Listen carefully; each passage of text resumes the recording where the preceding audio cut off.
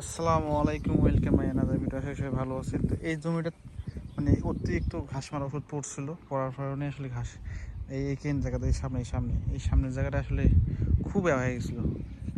তো খোসা দিছি, তারপর এই আর কি ভিটামিন থিওভিট দেওয়ার পর এই বর্তমানে এই অবস্থা। এখন বাকিটা আল্লাহর উপর, যেটা আসলে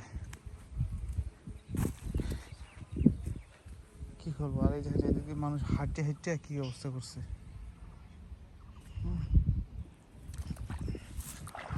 মানুষ হাঁটে হাঁটে কি করছে।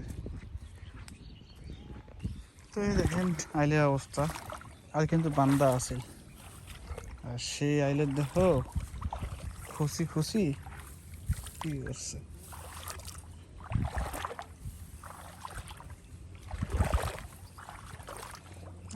নরম আছে এখনো।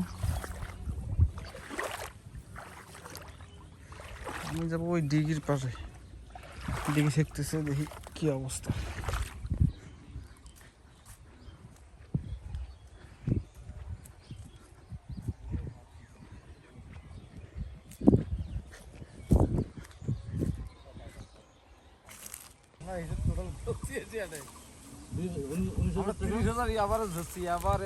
পরিশ্রম থেকে শুরু করি।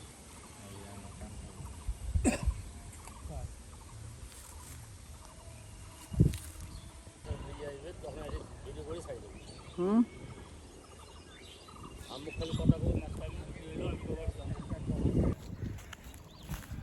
তো দোলাবাড়ি চাপছি জমি দেখা হলো, এখন বাসায় যাচ্ছি। এদিকে ওই ধান, এখন শুধু ধান আর ধান।